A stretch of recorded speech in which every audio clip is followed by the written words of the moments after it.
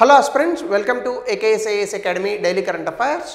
So ముందుగా నేను ఇచ్చినటువంటి క్వశ్చన్లో which of the following are the reasons for expose to benzene pollution అన్నీ ఆల్ ద అబౌవ్. సో ఇవన్నీ ప్రాబ్లమ్స్ అవుతాయి, రెస్పాన్సిబుల్ థింగ్స్. సో కాబట్టి ఆన్సర్ ఈజ్ డి.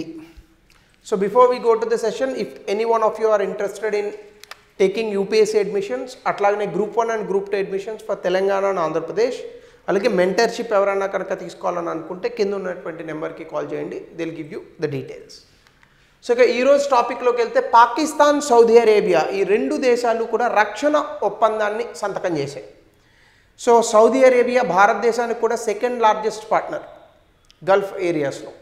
కానీ ఇటీవల కాలంలో పాకిస్తాన్కి సపోర్ట్ చేస్తోంది. అఫ్కోర్స్ పాకిస్తాన్కి మనకి శత్రు దేశం, కానీ మిగతా దేశాలకు మిత్రదేశమే కొన్ని దేశాలు. అలాగే ఇటీవల కాలంలో ఖతార్లో హమాస్ నుంచి వచ్చినటువంటి లీడర్స్ పైన ఇజ్రాయిల్ కొన్ని ఎయిర్ స్ట్రైక్స్ చేసింది. సో దాని తర్వాత పాకిస్తాన్ పిలిచినటువంటి ఒక మీటింగ్లో కొన్ని దేశాలు ఇస్లామిక్ నాటో, ముఖ్యంగా పాకిస్తాన్ ఇస్లామిక్ నాటో అనేటటువంటి దాన్ని ప్రస్తావించింది. అంటే నాటో గురించి మీ అందరికీ తెలుసు, అమెరికా నేతృత్వంలో చాలా దేశాలు నాటోలో భాగస్వాములుగా ఉన్నాయి. సో నాటో అనేటటువంటిది ఒక మిలిటరీ ఆర్గనైజేషన్.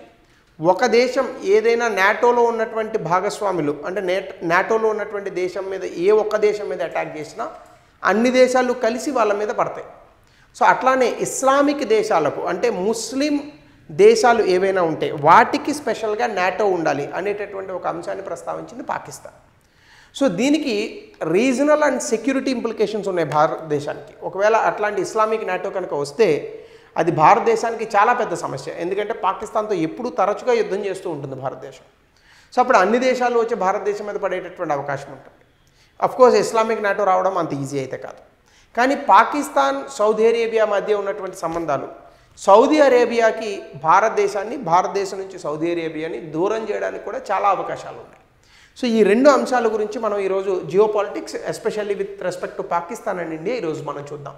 ముఖ్యంగా ఈ అగ్రిమెంట్, అంటే సౌదీ అరేబియా పాకిస్తాన్ చేసుకున్నటువంటి ఈ డిఫెన్స్ అగ్రిమెంట్ ఏంటంటే joint deterrence against any aggression. అంటే రేపు ఎవరైనా పాకిస్తాన్ మీద కనుక యుద్ధం చేస్తే అది సౌదీ అరేబియా మీద చేసినట్టేనట. సౌదీ అరేబియా మీద ఎవరైనా యుద్ధం చేస్తే అది పాకిస్తాన్ మీద చేసినట్టేనట. కాబట్టి any aggression against either country shall be considered an aggression against both. అంటే ఒక దేశం మీద, పాకిస్తాన్ మీద ఎవరైనా రేపొద్దున యుద్ధం లాంటివి చేస్తే సౌదీ అరేబియా పాకిస్తాన్కి మద్దతుగా నిలుస్తుందట.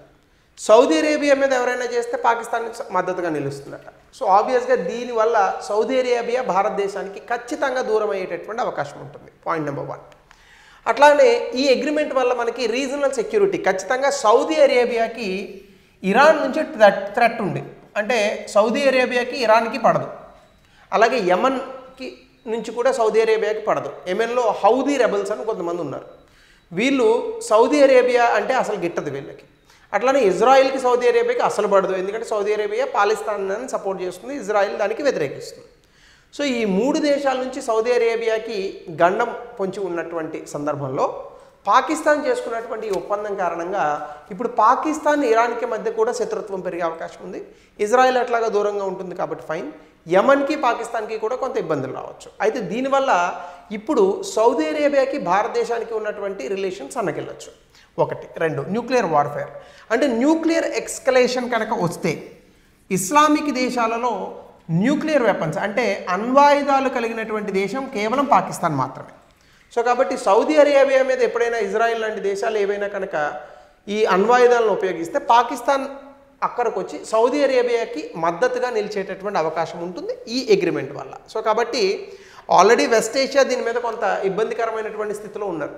సో సౌదీ అరేబియా, పాకిస్తాన్ చేసుకున్నటువంటి ఈ పర్టికులర్ ఒప్పందం కారణంగా పాశ్చాత్య దేశాలు చూస్తే ఆల్రెడీ పాశ్చాత్య దేశాలకి, అంటే వెస్టర్న్ నేషన్స్కి ఈ పర్టికులర్ ఆస్పెక్ట్లో, అంటే న్యూక్లియర్ వెపన్స్ ఉన్నటువంటి పాకిస్తాన్ సౌదీ అరేబియాకి హెల్ప్ చేయడం అనేటటువంటి దాంట్లో కొంత కన్నెర్ర చేసేటటువంటి అవకాశం ఉంది.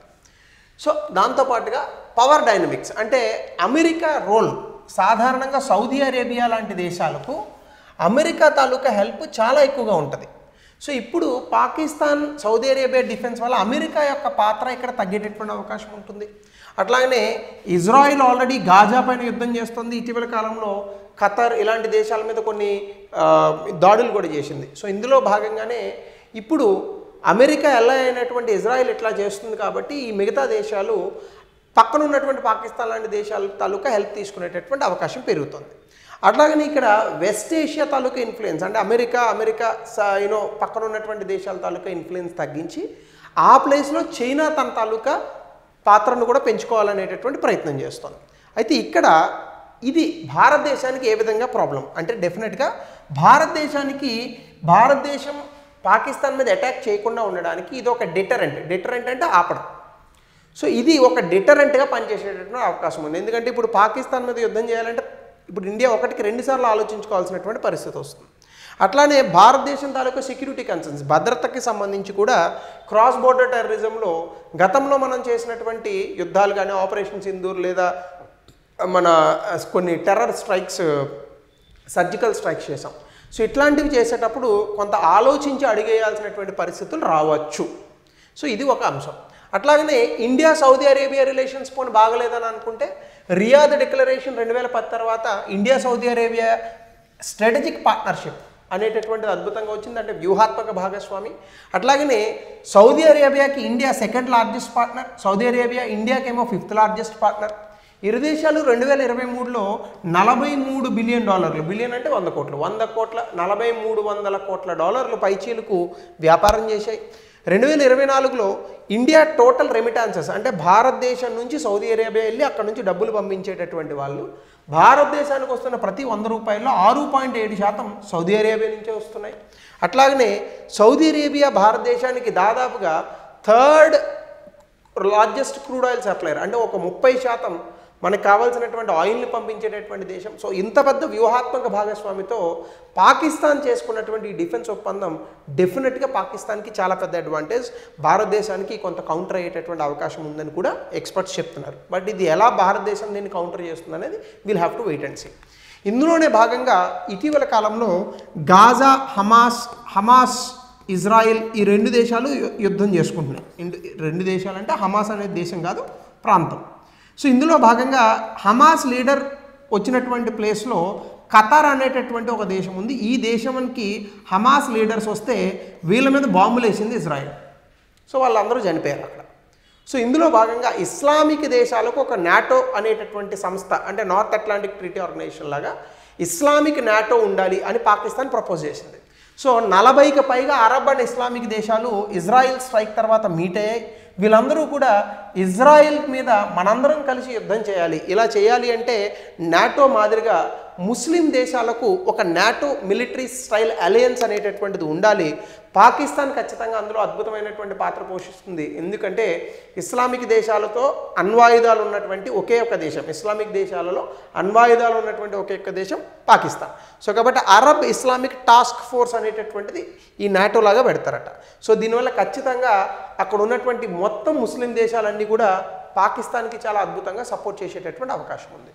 అట్లానే ఇందులో పాకిస్తాన్ తాలూకా రోల్ ఏంటి అంటే పాకిస్తాన్ ఒకే ఒక న్యూక్లియర్ ఆర్మ్డ్ దేశం. అయితే టర్కీ ఆల్రెడీ నాటోలో పార్ట్గా ఉంది. సో ఇది కనుక పాకిస్తాన్తో కలిస్తే ఆల్రెడీ కలిసింది, ఎందుకంటే మొన్న కూడా నాటోలో పార్ట్ అయినా కాసేపు అది పక్కన పెడితే పాకిస్తాన్కి మొన్న మనము ఆపరేషన్ సింధూర్ సమయంలో చిన్న యుద్ధ వాతావరణం వచ్చినప్పుడు టర్కీ పాకిస్తాన్కి డ్రోన్లు సహాయం చేస్తానని కూడా చెప్పింది. సో ఈవెన్ వాళ్ళకి ఆర్మ్స్ అండ్ పర్సనల్ కూడా ఇచ్చేటటువంటి అవకాశం ఉంది. కాబట్టి నాటోలో ఆల్రెడీ పార్ట్ టర్కీ.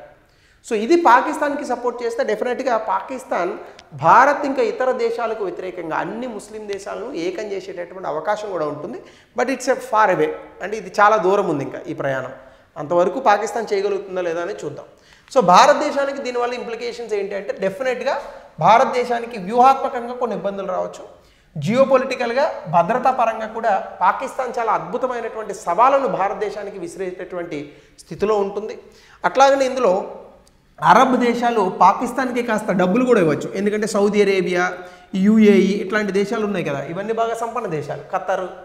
సో ఈ దేశాలన్నీ కూడా పాకిస్తాన్కి డబ్బులు ఇచ్చే అవకాశం ఉంటుంది. అట్లాగనే పాకిస్తాన్ చాలా సక్సెస్ఫుల్గా ఒకవేళ ఇట్లాంటి Islamic task force like Islamic NATO అనేటటువంటి దాన్ని క్రియేట్ చేయగలిగితే కశ్మీర్ ఇష్యూని పూర్తి స్థాయిలో అంతర్జాతీయంగా కశ్మీర్ ఇష్యూని తీసుకెళ్ళగలిగేటటువంటి అవకాశం ఉంటుంది. సో అరబ్ నాటోని భారతదేశానికి వ్యతిరేక చర్యలకు వాడేటటువంటి అవకాశం కూడా చాలా ఎక్కువగా ఉండేటటువంటి అవకాశం ఉంది. సో ఒకవేళ ఇదే కనుక జరిగితే నాటో ఒక ప్రిన్సిపల్ ఉంటుంది. ఇప్పుడు అమెరికా నేతృత్వంలో ఉన్నటువంటి నాటో తాలూకా ప్రిన్సిపల్ ఏంటి? ఒక దేశం మీద ఎవడైనా అటాక్ చేస్తే అన్ని దేశాలు కలిసి వాళ్ళ మీద అటాక్ చేస్తాయి. సో ఇట్లాగనే ఇప్పుడు అన్ని దేశాలను కనుక పాకిస్తాన్ తీసుకొచ్చి, జనరల్గా పాకిస్తాన్ మాటలు ఎవడు నమ్మడు, ఒకవేళ అట్లాంటిది ఏమన్నా జరిగితే అప్పుడు ఎలాంటి పరిస్థితులు వస్తాయంటే పాకిస్తాన్ నేతృత్వంలో నాటో కనుక వస్తే ఖచ్చితంగా అప్పుడు ఈ ఇస్లామిక్ దేశాల మీద ఎవరు అటాక్ చేసినా అన్ని దేశాలు కలిసి వాళ్ళ మీద అటాక్ చేస్తాయి. కానీ నాటో అనేటటువంటిది యుఎస్ఏ చేస్తుందంటే యుఎస్ఏ దగ్గర బాగా డబ్బు ఉంది. యుఎస్ఏ దగ్గర దాదాపుగా $30 ట్రిలియన్ ఉంది. అమెరికాతో పోల్చుకుంటే, అమెరికాతో ఎందుకు కానీ ఇండియాతో పోల్చుకుంటే అసలు పాకిస్తాన్ $1 ట్రిలియన్ కూడా లేదు. కాబట్టి వెపన్స్ సప్లై, జియోపొలిటికల్ స్ట్రాటజీస్ అంత ఈజీ కాదు. కానీ చైనా దీనికి సహాయం చేయొచ్చు. కానీ ఒకవేళ అది కనుక జరిగితే ఖచ్చితంగా పాకిస్తాన్ టర్కీ ప్రెజెన్స్ కారణంగా వ్యూహాత్మకంగా భారతదేశానికి అది చాలా పెద్ద గొడ్డలు పెట్టి అవుతుంది. బట్ చూద్దాం, అంత ఈజీగా గివప్ చేసేటటువంటి దేశం ఇండియా కాదు. సో మనకి ఇంకా ఎక్కువగా డిప్లొమసీ వచ్చు. సో అట్లానే ఇండియా ఇజ్రాయెల్ ఫ్యాక్టర్ చూస్తే ఖచ్చితంగా మీరు ఇక్కడ ఇజ్రాయెల్ నుంచి కూడా మనం $2 బిలియన్ ఇంపోర్ట్ చేసుకుంటున్నాము. ఎనర్జీ టైస్ ఉన్నాయి. భారతదేశం కూడా పాలస్తీనా ఇజ్రాయెల్కి మధ్య చాలా బ్యాలెన్స్డ్ అప్రోచ్ ఉంది. ఈవెన్ యాంటీ ఇజ్రాయెల్ థ్రస్ట్ ఉంటే భారతదేశం దాన్ని వ్యతిరేకిస్తూ ఉంటుంది. సో కాబట్టి ఖచ్చితంగా ఇజ్రాయెల్ భారతదేశం కూడా ఫ్రెండ్సే. సో కాబట్టి ఇక్కడ యూఎస్ఏ మన వైపుకి వచ్చేటటువంటి అవకాశం మళ్ళీ ఉంటుంది. అలాగే ట్రంప్ వెళ్ళిపోతాడు ఇంకో 2 ఏళ్ళు ఆగితే. సో అరబ్ స్టేట్స్ ఏంటంటే సౌదీ అరేబియా, ఈజిప్ట్, యుఏఈ వీళ్ళు భారతదేశంతో ఇప్పటికీ స్నేహపూర్వకమైన సంబంధాలతోనే ఉన్నారు. సో ఈ దేశాలతో ఈ ఎలియన్స్ అనేటటువంటిది కూడా ఇజ్రాయెల్తో ప్రాబ్లం ఉంది కానీ ఇండియాతో ప్రాబ్లం ఏమీ లేదు. ఓవరాల్గా మనం చూసుకుంటే నాటో, అరబ్ నాటో అనేటటువంటిది ఇంకా నాసెంట్ స్టేజ్, ఇంకా పుట్టలేదు, పుడుతుందని గ్యారంటీ కూడా లేదు. సో పాకిస్తాన్ పార్టిసిపేషన్ కనుక ఉంటే వ్యూహాత్మకంగా భారతదేశానికి ఖచ్చితంగా ఇబ్బందులు వస్తాయి. ఫైనల్గా ఈ మిలిటరీ ఎలియన్స్ మెటీరియలైజ్ అవ్వాలి అంటే దానికి చాలా దేశాల మధ్య సయోధ్య అనేటటువంటిది ఉండాలి. అంత పాకిస్తాన్ తెచ్చుకోగలుగుతుంది ఇరాన్ లాంటి దేశాలను ఒప్పించండి అయితే నేనైతే పర్సనల్గా అనుకోవట్లా. మీ అభిప్రాయం ఏమైనా ఉంటే దయచేసి కమెంట్ సెక్షన్లో పెట్టండి. అంటే పాకిస్తాన్ మాట మిగతా అరబ్ దేశాలు వింటాయా ఇది? సో దీనికి రిలేటెడ్గా ఒక క్వశ్చన్ దయచేసి ఈ కమెంట్ సెక్షన్లో ఆన్సర్ని తెలపండి. అట్లానే the proposal of Arab NATO raises the concern for India strategic security, critical examine the potential implications on India's foreign policy. 200 పదాలు. A very important topic to be noted down for the prelims and as well as the mains examination. So మరొక కొత్త టాపిక్తో యథావిధిగా రేపు కలుద్దాం. Thank you. Have a good day.